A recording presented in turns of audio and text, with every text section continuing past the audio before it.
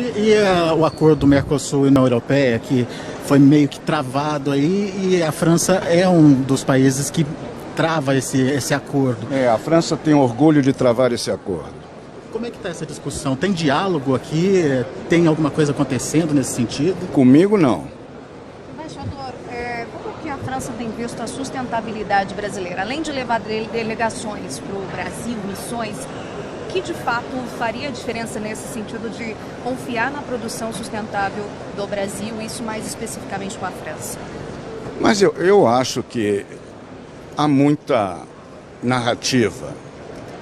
Todo mundo sabe que o nosso Código Florestal é rígido, foi assinado há 10 anos, há 10 anos foi aplaudido, não é?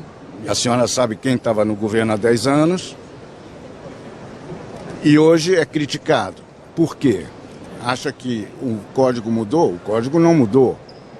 O código está aí garantindo que o Brasil seja o dono da maior reserva florestal do planeta. A reserva florestal continua aí.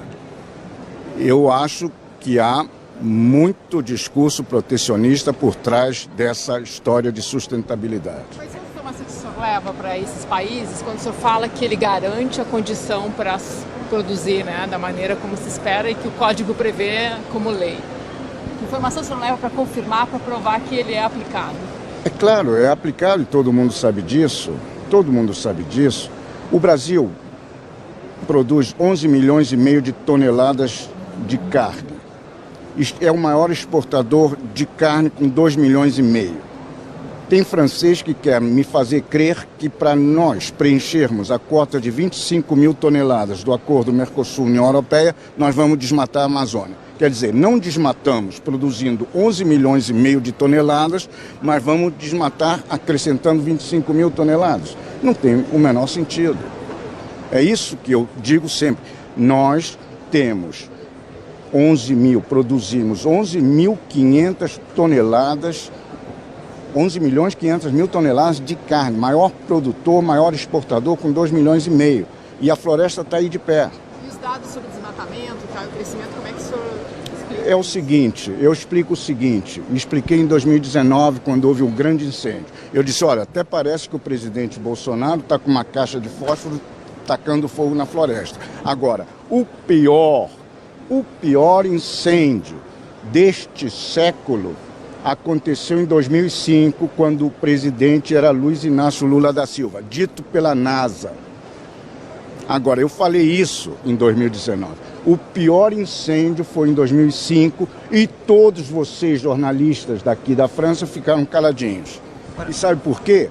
Porque Lula é o chuchu da imprensa, é o queridinho da imprensa. Agora, em relação a esse assunto, a gente teve a COP26 recentemente e a Austrália disse que não ia parar de fabricar carvão porque era muito importante para a economia dela. Recentemente, a Alemanha ampliou a sua área de avanço nas florestas naturais para colher madeira em função dessa crise que está acontecendo na Rússia, né? E outros países estão fazendo o mesmo, né? O carvão está voltando. Carvão voltando. Então, parece que é um discurso que florestas no Brasil e indústrias nesses países desenvolvidos. O senhor, como embaixador da França, a pergunta é direta. Não tem como conversar com o Macron, ter uma reunião com ele, tentar convencê-lo, ou não, ou por conta dessa ideologia não tem conversa? Senhor jornalista, eu não consigo conversar com a ministra das Relações Exteriores. Embaixador?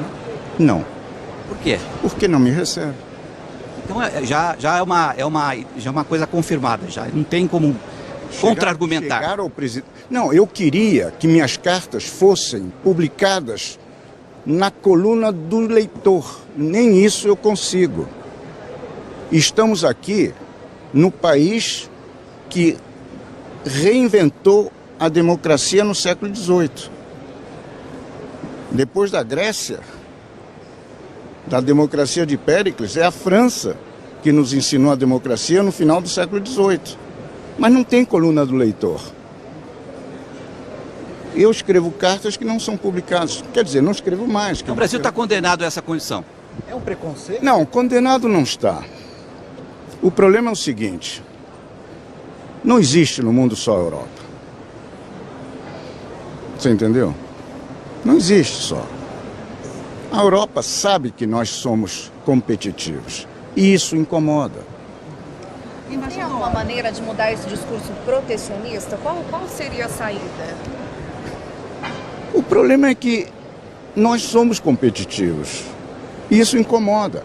Se você for ver um gráfico dos maiores exportadores de carne em 1965, entre os 10 maiores, havia 5 ou 6 países europeus, entre os 10 maiores. A Argentina liderava com 450 mil toneladas de carnes exportadas.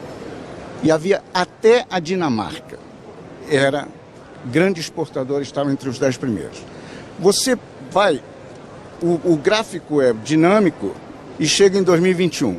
Em 2021, o Brasil é o maior exportador, com uns 2,5 milhões de toneladas, como eu disse, e não tem nem a bandeirinha da União Europeia entre os 10 maiores. E o Brasil, em 1965, era importador de carne. Olha como o jogo mudou. Olha como nós viramos esse jogo. E tem gente incomodada com isso. Embaixador, uma pergunta para o brasileiro mesmo, para a gente dar um recadinho lá internamente para o Brasil. Muitas vezes o brasileiro, quando a gente fala em exportação, pensa assim, poxa, aqui vai aumentar os preços internamente quando a gente aumenta a exportação. Mas o senhor deu um dado aqui muito interessante, né? Que só a França já gerou 500 mil empregos. No Brasil poderia aumentar ainda mais, se tivesse um fortalecimento em relação a essa parceria de exportação? Eu acho que os empregos criados pela França no Brasil não estão muito ligados à exportação de bens. Empregos ligados a serviços. Por exemplo, o Carrefour emprega 83 mil brasileiros. Casino, dono do Pão de Açúcar, outros tantos, um pouco menos talvez. Você tem a rede Accor dos hotéis, são investimentos em serviços que criam muito emprego. Por isso, talvez, se explique que a França seja o terceiro maior investidor no Brasil, mas o Brasil na França seja o 25º, ou a França seja o 25º país de acolhimento das nossas exportações,